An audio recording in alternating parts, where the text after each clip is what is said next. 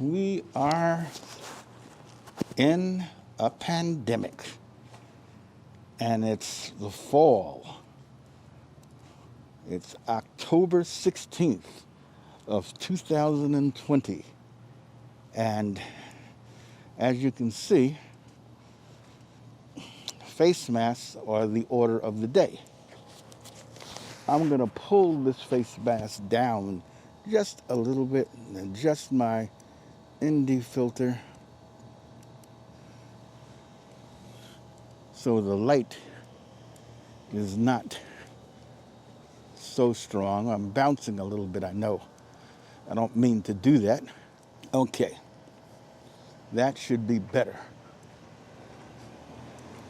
We're out here in the middle of the pandemic. There's nobody around, so I can walk a little bit out here. It's the middle of the afternoon, a little bit early for vlogging. It's not golden hour yet. The sun is high in the sky, but there are not that many people out. It's cool, it's around 65 degrees, and I haven't vlogged or even done a YouTube video in a long time.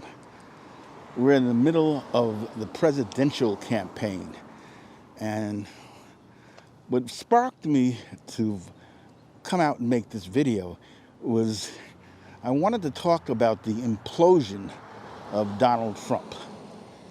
He, since the first and only debate with Joe Biden, at least up to this point, the second one was canceled because Trump had caught the coronavirus and didn't want to do the debate in a virtual setting. And he had done so poorly in the first debate that I really just don't think he wanted to debate. He did a town hall, and he ended up arguing with the reporter and not really having any serious discussion about policy. Where on the other hand, Joe Biden acted like a presidential candidate and was able to field questions and act professionally. And this is something that has really haunted Donald Trump. His inability, his incapacity to behave in a professional manner. See, I'm walking across the street. He really has had no ability to do this.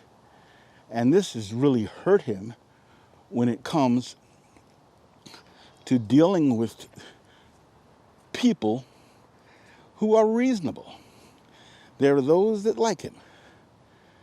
But the vast majority of Americans want a president, want a leader that is decent, that has human values, that cares about people. Donald Trump is not that person. He has always been thuggish, to say the least. And that's the word I'm used, thuggish. In New York, he had a reputation for being thuggish, for his gangster-like behavior, and in the White House, he's continued to exhibit it, soliciting and getting help from the Russians in his 2016 campaign, and then just behaving like a thug throughout his administration. And so this has been a major, major issue, and as we get closer to the election, it's sad, but true, it's getting worse. I'm going to put my mask on because people are walking, and I believe in obeying regulations, and I'm going to let her walk past before I continue doing this. There's this cute little boy. Oh my goodness, is he cute. Your son is so cute. Oh my gosh. You're so cute. You too. So we have about I think it's 2 weeks from Tuesday before the actual election occurs. And the polls show Joe Biden leading in all of the battleground states from anywhere from 3 to 6 points.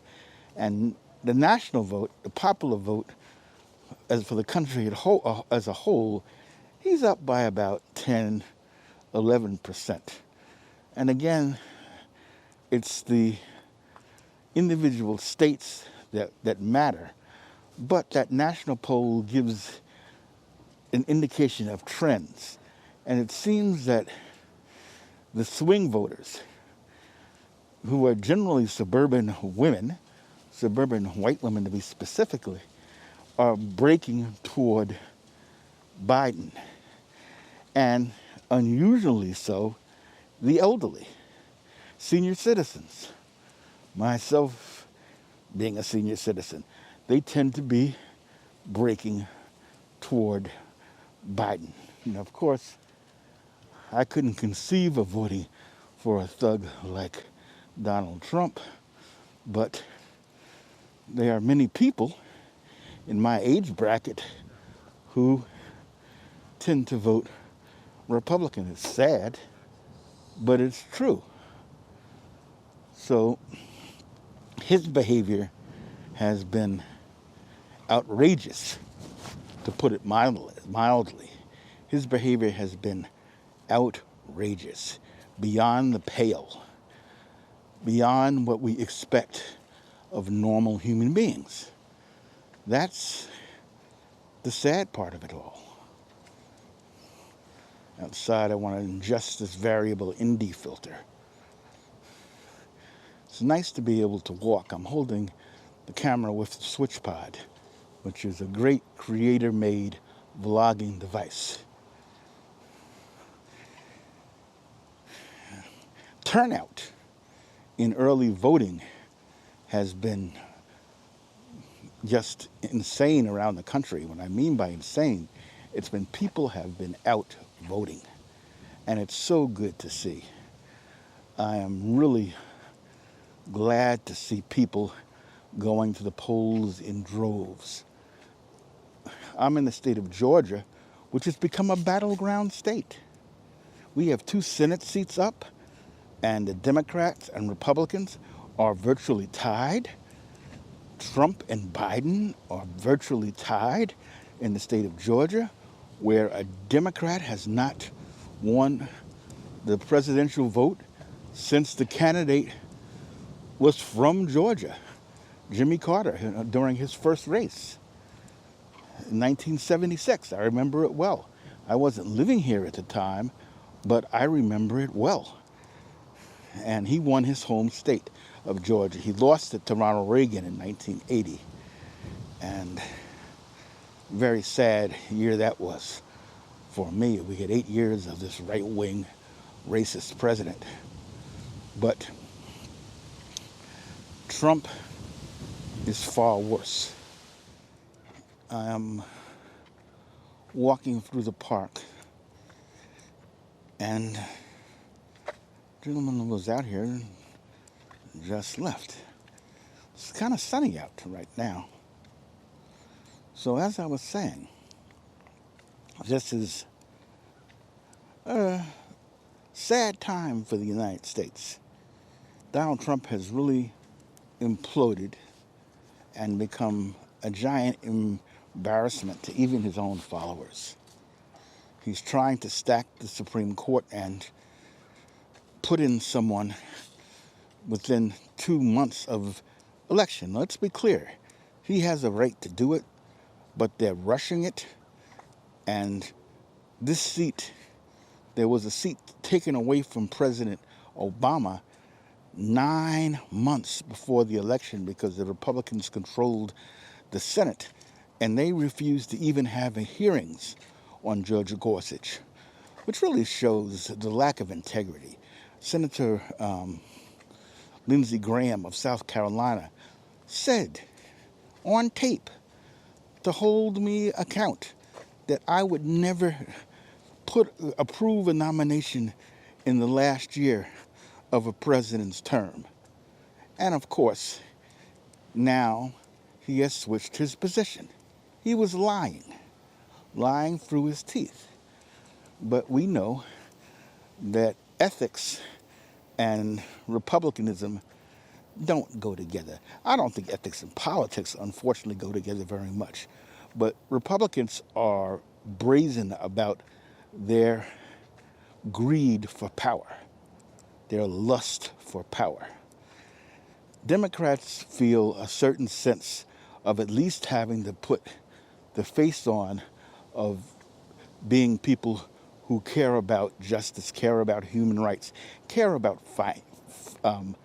about justice, and care about giving the appearance of doing the right thing.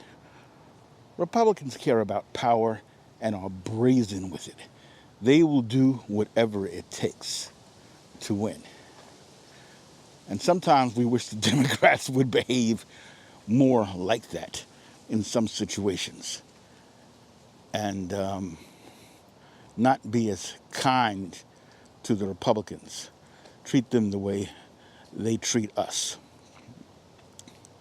But even though Justice Barrett, will be approved to the Supreme Court, it looks like Trump will lose. Trump is still in denial about the coronavirus, even though he had it. He got the best treatment that any person in America could get, and apparently has recovered from it. Even though he's 74 years of age, he had a pretty serious case, but he recovered fairly quickly. He got special dispensation to get a drug that is not generally approved for everybody to receive. And he's gotten better. But his behavior has been erratic. He was on steroids, and he hasn't been acting like someone on steroids. He has not acted like a temperate man, like a man who had a control over who he is. And that's really the sad part. He's acting, I hate to say it, but it's the truth. He's been acting like a fool, a pure, unadulterated fool. So I urge you, get out and vote if you haven't. I've done it. I did it. Tomorrow it'll be 2 weeks ago that I voted. I requested an absentee ballot from the beginning. I dropped it in the drop box by City Hall. And in Georgia, you can go online and verify that they received it. I did. They received it. And so I know my vote was accepted, and I'm good. That's what you need to do. Request your absentee ballot. You can early vote in many places across the country, but the lines are long, and I have concerns about this virus. So it's not something that I really want to do. Standing in line is not something that I really want to do. So decide what you want to do. But whatever you do, vote, and vote early, because you don't want to wait till the last minute and get stuck online or state officials in whatever state you're in pull some shenanigans that keeps you from voting as you'd like to. So be out there, do what needs to be done, and vote. Vote, vote, vote. Vote like your life depends on it, because unfortunately it may. With this situation, with Trump in the White House, we have to be very, very aware that this coronavirus is out here and that people are in a dangerous situation. So we have to, you, what's happening? You get your absentee ballot? Oh, yeah, I got that about 2 weeks ago. You drop it off? Oh, yeah, I'm mailing. I'm mailing in the box down there. Oh, down in Brookhaven City Hall? Okay. You know where our mailbox in the building? Yeah. I put it down there. I got you. I don't have a saw. Hey, man, who's going to win this election, man? You know Biden's going to win. Yeah, if I ain't going to win, hey, we going to take over the Senate, too. Yeah, that's what I'm talking about. Hey, we going to get this country back on track. We need to. All righty, I'll catch you later.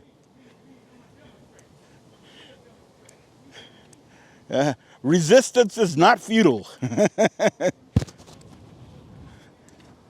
There you go. See, that's the attitude. We have people out here that are serious this time. This is one election that I have to say that people are very serious about.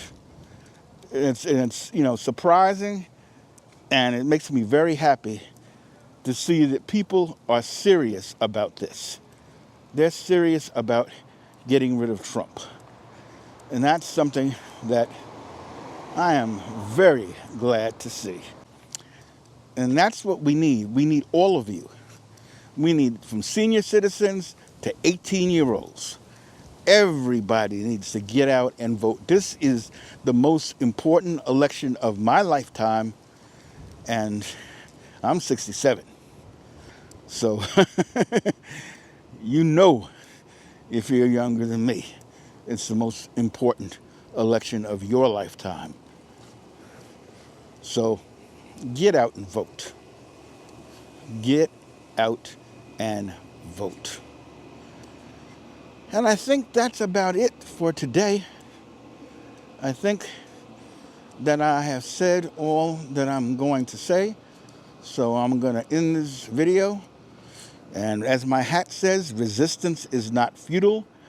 I've been saying this. I've been picturing Trump as a Borg.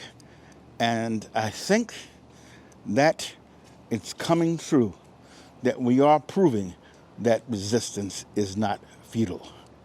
So you have a good day. Hit the like button if you like this video. Subscribe to Armwood Opinion. I'm going to be making some more videos. I kind of took off for a good while since this year. I just needed to take a break. But I feel like getting back into it as we approach winter. So hopefully things will be a lot better as the next month or so goes by. Alrighty, have a good day.